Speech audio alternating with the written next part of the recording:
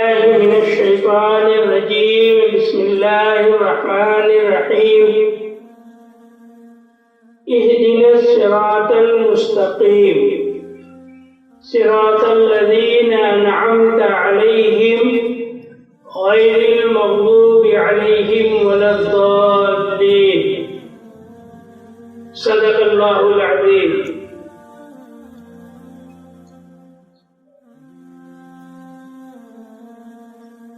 میرے عزیز بچوں اور ساتھیوں اور اسٹیج پر موجود علماء کرام، حفاظ اور قراء،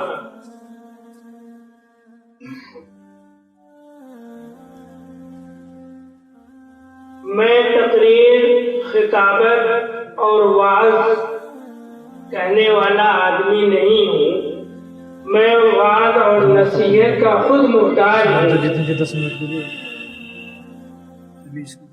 ہمارے رفیق محترم مولانا محمد عمران مظاہری دامت برکاتہ اور اس مدرسے کے اساتذہ کرام،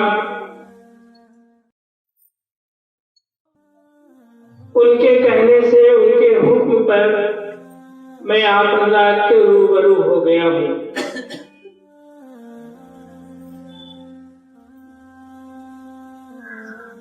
حضرات سامعین کرام، اللہ رب العزت نے اس کائنات میں انسان جیسی عظیم مخلوق پیدا کی،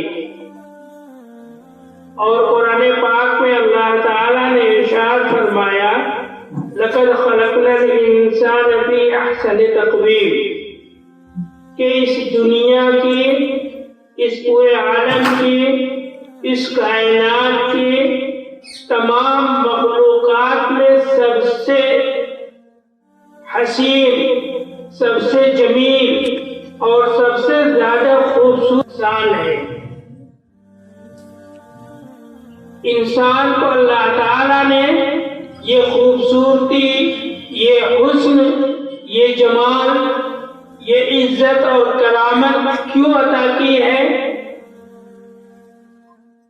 اللہ تعالیٰ نے فرمایا وَلَقَدْ كَرَّمْنَا بَنِي آدم، کہ آدم علیہ السلام کی اولاد یعنی انسانوں کو ہم نے تمام مخلوقات میں مکرم بنایا، تمام مخلوقات میں معظم بنایا، باعزت اور باوقار بنایا.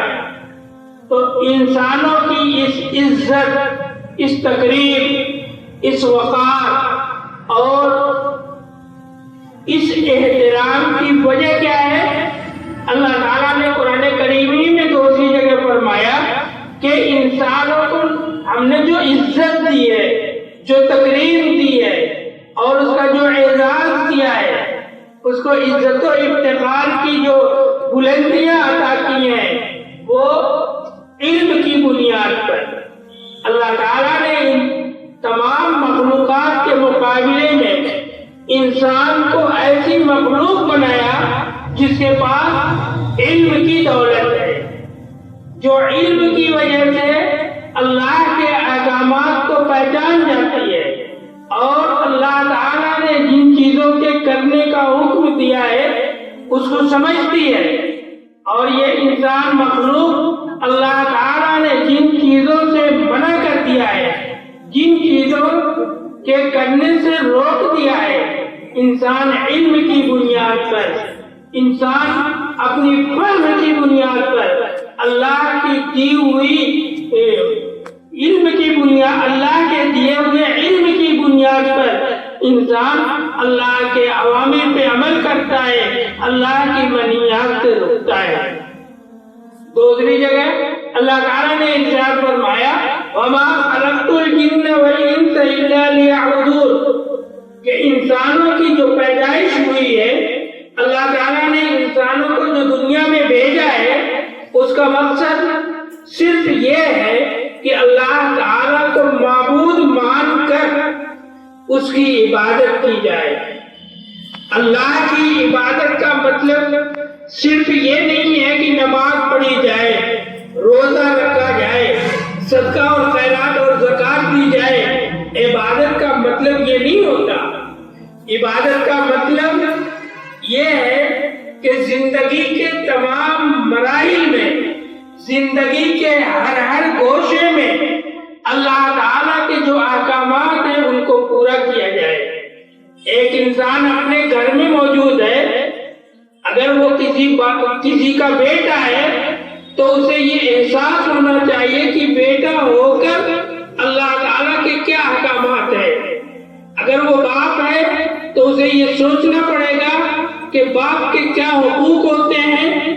اگر وہ بھائی ہے تو اسے یہ سوچنا ہوگا کہ بھائیوں کے لیے اللہ تعالیٰ کی طرف سے کیا احکامات ہیں۔ اگر وہ کسی کا چچا ہے تو اسے یہ دیکھنا پڑے گا کہ اللہ تعالیٰ نے قرآن کریم میں چچا کے لیے کیا حقوق بیان کیے ہیں، شریعت میں اس کے لیے کیا حدود اور پابندیاں ہیں۔ اسی طریقے سے ایک انسان گھر میں ہے تو اسے یہ دیکھنا پڑے گا کہ گھر میں رہنے کے اسلامی آداب کیا ہیں۔ اگر وہ بازار میں پہنچ رہا ہے تو اسے یہ دیکھنا ہوگا کہ بازار میں پہنچنے کے بعد اسلامی احکامات کیا ہیں۔ اگر وہ مدرسے میں ہے تو اسے یہ دیکھنا پڑے گا کہ مدرسے میں رہ کے اللہ تعالیٰ کے احکامات کیسے پورے ہوں گے۔ میرے کہنے کا مطلب یہ ہے کہ عبادت یہ ہے کہ زندگی کے ہر مرحلے میں، زندگی کے جتنے بھی گوشے ہوتے ہیں، باپ، بیٹا، بھائی، چچا، دادا، یعنی انسانی جتنے بھی رشتے ہیں، ان رشتوں کے نبھانے میں اللہ تعالیٰ کا کیا حکم ہے، اللہ تعالیٰ اپنے بندوں سے کیا چاہتا ہے، اس کی رعایت کی جائے اور اس کو اختیار کیا جائے، یہی عبادت ہے۔ عبادت کا اصل مفہوم یہی ہے کہ اپنی پوری زندگی کو اسلامی طریقے پہ ڈھال لیا جائے۔ یہ پوری دنیا میں جو مدارس چل رہے ہیں، جو مکاتب چل رہے ہیں، جہاں چھوٹے چھوٹے بچے پڑھتے ہیں، ان مدارس کا، ان مکاتب کا اور ان چھوٹے چھوٹے مدرسوں کا مقصد صرف قرآن کریم پڑھا دینا نہیں ہے، نورانی قاعدے کا اجرا کرا دینا نہیں ہے، بلکہ ان مدارس کا مقصد اور ان کو قائم کرنے کی اصل وجہ یہ ہے کہ انسان کے اندر اللہ کے احکامات کی پیروی کرنے کا ڈھنگ آ جائے۔ اللہ تعالیٰ انسانوں سے کیا چاہتا ہے، اللہ تعالیٰ کی مرضی کو کیسے اپنی زندگی میں اتارا جائے، ان مدارس میں، ان مکتبوں میں، ان چھوٹے چھوٹے مدرسوں میں یہی سکھایا جاتا ہے۔ آپ کا یہ مدرسہ اسعد العلوم، اس کا بھی مقصد یہی ہے کہ بچوں کے اندر دین آ جائے، دین کا علم آ جائے، دین کی فہم آ جائے، دین کی سمجھ آ جائے، اور اس دین کی سمجھ اور دین کی اس فہم کے ذریعے اللہ تعالیٰ کی عبادت آسان ہو جائے۔